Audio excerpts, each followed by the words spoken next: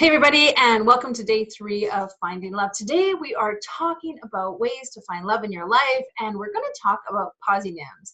Have you ever heard of what a positive is? Well, probably not, because it's a word I made up. My sister and I started using it years ago, and it's become like a natural word in our house every day now with the kids and I. Positive means to take something and turn it into the positive. So how can you say something as a positive instead of as what we joke around as a negative? So many times when we're in relationships or we're dealing with other people, we'll say things, and really, in honest truth, we could probably say it in a lot more positive way. So for example, sometimes my kids will say, I really don't like that, and I'll say, well, how can we positive that? And they'll say something like, well, I would prefer, or it would probably be better if, or or sometimes they'll say, like, I really think I'm going to fail my test today. And I'll say, well, what's the positive of that? And they'll say, I'm going to do my very best on my test today, or I'm going to try my hardest. And so we're taking that negative language and we're sort of putting it into the positive, because again, what we say we create. And so often in relationships, we will find languaging that we use and we become really habitual about it. Like, well, I'm never going to find anyone. I'm never going to meet anyone.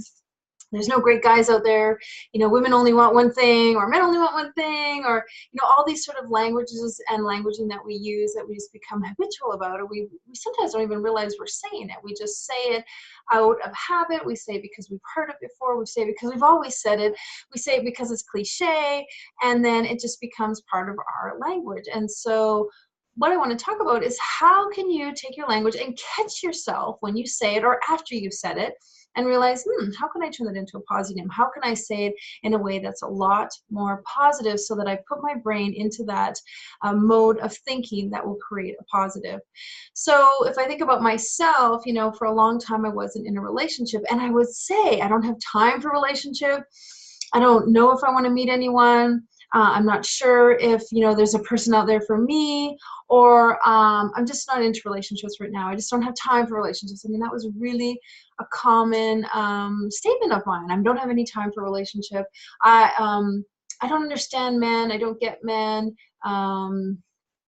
Nobody's going to want to be with me, just different things like that I would just say over and over again. And so what I do to my kids all the time, and what I do to myself in other areas of my life, how can I pausing in that, I'll be at a restaurant, and, the food will come and it won't be exactly what I want. And I'll look at it and I'll be like, okay, how can we make this into a positive?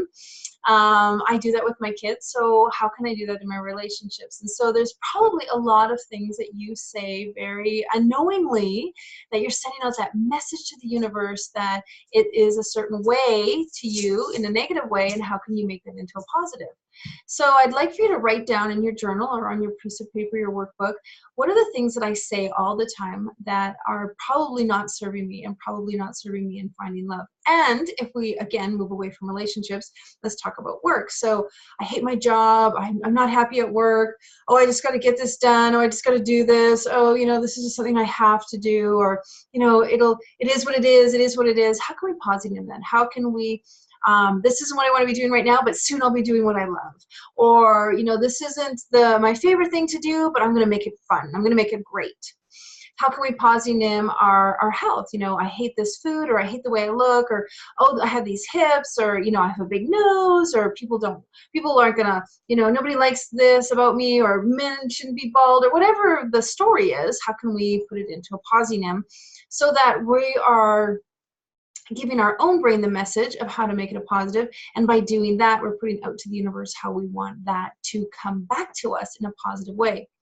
If we talk about our kids, oh, they never listen, my kids never listen, or, my kids are always late, or my kids are just like that, or my kids always eat junk food. Even though you're saying that and it's the truth, maybe that's the truth, your kids always do eat junk food, or your kids are always late, how can we say it in a way that creates a new state of being, a new development? And that's going to be something I'm asking you to do with relationships, because for those of you who haven't been in a relationship or haven't felt the love that you've been really wanting to feel, it's probably because you've been saying something that you didn't even realize you were saying for a really long time.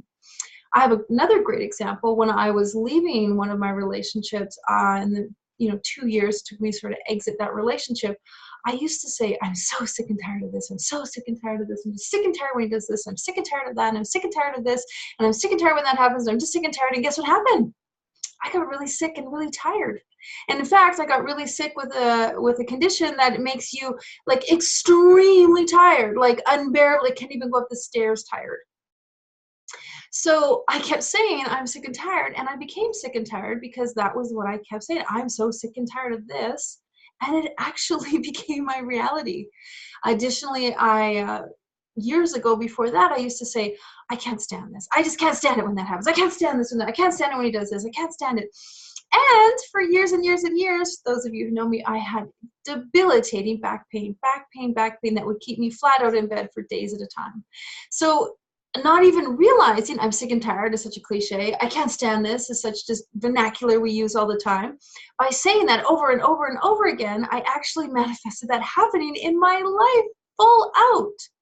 And so I'm sure many of you, if you just really sat down and thought about what is it the things that I say about love, no one's ever going to love me, or, you know, love is cheap, or love is blind, or all those things that we just say because someone told it to us and it was a cliche that we learned, or it was just something our parents always said or our grandparents always said, and we just took it on and we say it, we don't realize we're saying it, or we do realize we're saying it and we don't realize that that's exactly what we're getting. So how can you take the things that you've been saying and Possenim them? It's really a neat kind of little trick that you can just remind yourself, like, what's the Possenim of that? And it actually makes you think.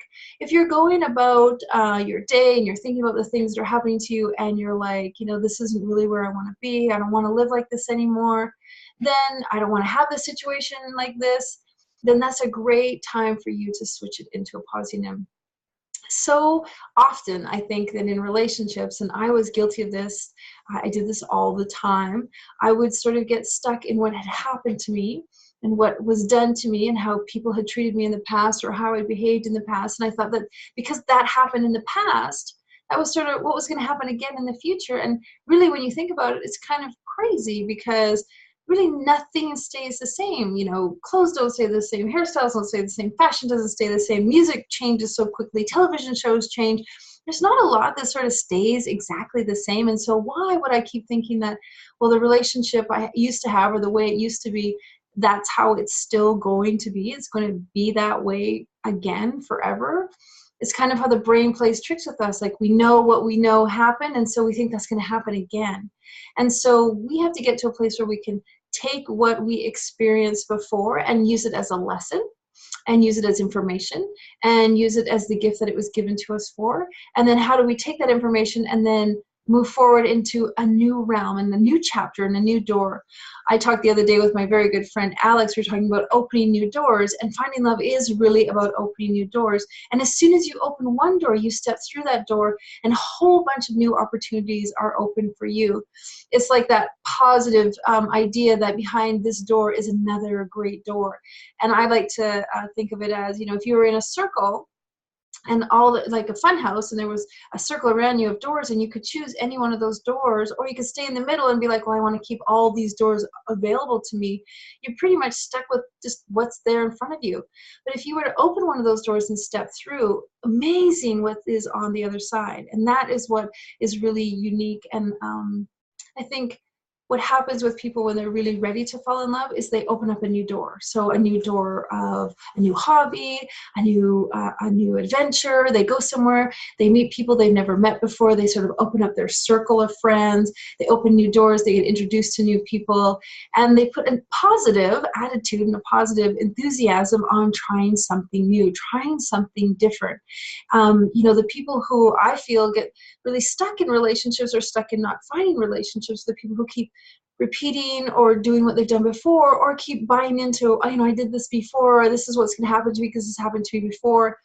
And, you know, nothing new comes of that. Nothing new is generated from that. And so if you can look at what you did before as a learning tool to, like, either what you don't want to do again, what you're not looking for in the future, or what you are looking for. This happened to me.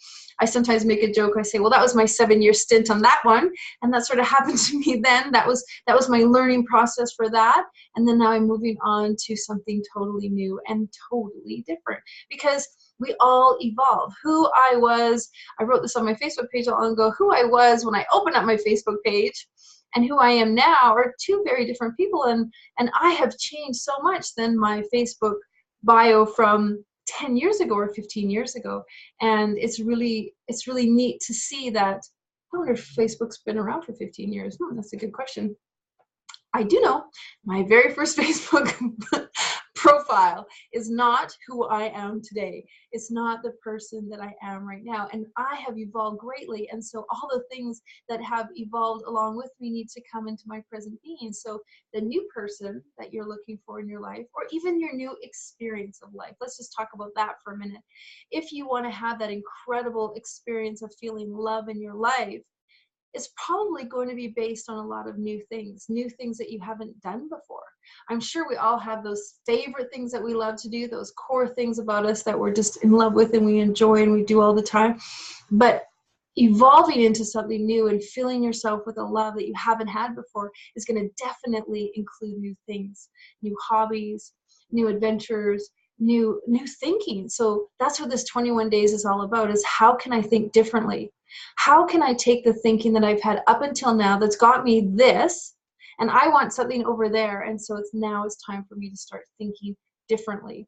Think in a way that's outside of what I've had and what I've received, because what I got is right now, and now I want something completely different, and so now I need to start thinking different, and you start using my mind. Your mind is your most powerful asset. What you tell yourself and how you condition yourself and the things you do for yourself and how you speak is so powerful.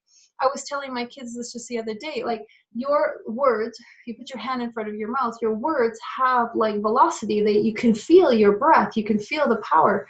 And what we say, it's like that power that comes out of our mouth is like goes off into the universe, off into the atmosphere. I love that story about like a butterfly flapping its wings in Peru. The velocity of its wings creates a wind that can create a tornado in Tokyo.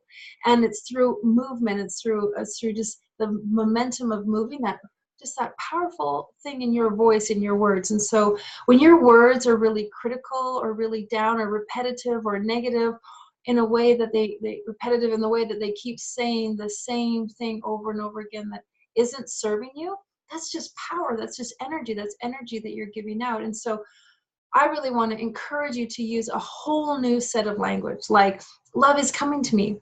Love is everywhere. Love is all around me. I feel love all the time. I have loving friends. I have a loving life. I love who I am. I love who I'm becoming. Those I am statements are so powerful. We all know those affirmations, and those I am affirmations are really, like, they're really impactful on your psyche and on your mind and what's happening with you. And they grow and they manifest and they materialize and they blossom and they bloom and they become exactly the things that you want. So, if you use a Possenim, and it's a cute little term that to sort of help you, trick you, or inspire you, or get you thinking in a new way. It's a brand new word. So I learned a brand new word today. I'm going to try something brand new. Filling your every day with a Possenim. How can you be happy about doing the laundry? How can you find joy in taking a shower? How can you, appreciate cleaning off your desk that's full of all your incompletes? What about the things that you don't like to do necessarily? Can you shift them into, like, how can I make this positive? How can I make this fun? And in doing that and shifting all the little things that you do every day, it sort of shifts your mood. It shifts your energy. It shifts what's been going on around you, and that starts changing. When people see you changing and see you shifting, even you, when you feel the power of you changing, trying something new, getting up a little bit earlier, doing your meditation. Maybe your meditation's only been 5-minute practice. Now you can move it into a 20-minute practice. Maybe you haven't even meditated before. You haven't ever taken the time. Maybe just getting up in the morning and reading a book, reading one chapter. I like to get up in the morning and just write for 1 hour, just write in my journal, and then write on my computer. If you do new practices like that, if you go out, go for a walk, even getting up in the morning and doing breathing, just a lot of incredible, intense new oxygen into your brain, into your body is so enriching, and it's something you've never done before. And I'd love to encourage you to take you into that place where you're feeling like, I'm ready to do something I've never done before. So today's homework can really be about, what's one thing I've always wanted to do and I haven't done before, and how can I turn it into a Possenim? How can I take like for example, kickboxing. I've never done kickboxing, or and there's like, you know, the fun kickboxing for girls now. I've never done that. Like, maybe I could try that, and how could I make that fun, and how could I make it enjoyable, and how could I turn that into something that is going to be positive for me? Or cooking, you know, maybe trying a new recipe, trying to break your patterns, trying to do something different, that you drive to work a different way, you know, wear your hair a different way, just do something a little bit different to feel different about yourself, because you are in this metamorphosis of change. You are at a place where you have said out to the universe, I want to manifest love into my life. I want to bring love into my life. I want to find love. I want to feel love. I want to grow love. And so the universe is like listening and being like, okay, you've got my attention. I hear that you want to have a new love in your life. And now what does that need to look like? What is it you really want that love to be? And are you really committed to it? Because we can all say we want to find love in our life, but then are we going to take the action step to do what it takes to get it? And are we going to change our thinking and our languaging so that we prove to the universe that, you know what, yes, I'm committed. I'm committed to finding a new love, and I'm committed to being different than how I was before, so that I can have what it is I want. And one of the ways I get committed is I take action, and I use proper languaging. I say positive things that are going to draw positive attention, positive love, positive results into my life. And therefore, I'm ready for what's going to come to me. I'm ready to feel love in all different ways. And before we can absolutely feel love out there, we have to feel love in here. And so the most important Possennims you can do in the morning are to yourself. So maybe I don't like my gray hair per se, but you could get up in the morning and be like, I love my hair. I love my hair just the way it is. Oh, I don't like those little wrinkles around my eyes. Oh, you know what? Those are really great wrinkles around my eyes. Oh, I get up in the morning and, oh, I'm so tired, and, oh, I don't like this bed, or, oh, I don't like this house, or, oh, I don't like this job I'm in. How can we make it positive? How can we turn it around so that it is something you enjoy? It is something that you're like, you know what? Maybe I've got these little wrinkles, or maybe I've got this job, or maybe I've got a few extra pounds, or maybe I've got a bit of extra debt, but you know what? I'm going to work on that. I'm going to work on that so that when I'm ready for love to show up, when I'm ready for the right partner to show up, then I've got that all worked out. Because you never want to invite love into your life when you don't have the things you need worked out for you. We're talking a little bit more about that in the days to come, about how you can be exactly the mirror you want the person that comes into your life to be. But one of the most important things is how you speak. I don't know if any of you have been on a date, or, well, I'm sure you have been, but let's say recently you've been on a date and you met someone, and you know, you listened to them and they just kept saying the negative. They were maybe talking about their exes, or they were talking about their breakups, or they're talking about their last blind date that didn't work. But their languaging was really negative. I recently connected with an old friend that I hadn't seen in quite a few years, and we were talking and catching up. And I was fascinated to hear her language was exactly the same as it was years ago when I talked to her.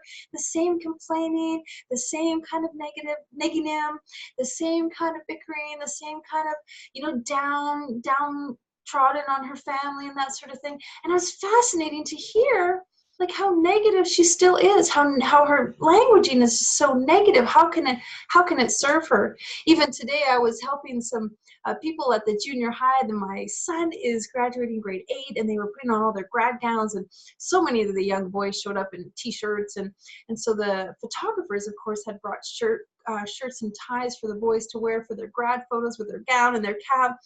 And we were sort of lined up, and I kept saying to the boys who had their t-shirts on, hey, wouldn't you love to wear a great, you know, let's put you in this beautiful shirt with a tie and you look all spiffy. And they were kind of nodding and yeah, okay. And there was another mom, and she was like, you don't want to wear a shirt and tie, do you? And what did the boys say? Oh yeah, no. And so that languaging, that immediate, like, you don't want to do this, or you're not going to like that, or you're not going to do this. They were like, yeah, no. And I was like, hey, you want to wear a great shirt and tie? Hey, you're going to look so good in the shirt and tie. Like, let's get you dressed up and ready for your grad photo. They were like, yeah. So people really buy into what it is you're selling. And so what is it you're selling with your words? What are you selling about yourself? What are you telling the universe about you, about your life, about the things that you do? What does your languaging say? Because you can be the most beautiful person in the world, and you can have the most perfect body, and you can drive the fastest car. And if your languaging and your attitude and your energy is not where it's at, no one's interested. All right, my loves, that's 21 minutes of finding love for you. I'll see you tomorrow. Have a fabulous, fabulous, fabulous day. All right, take care.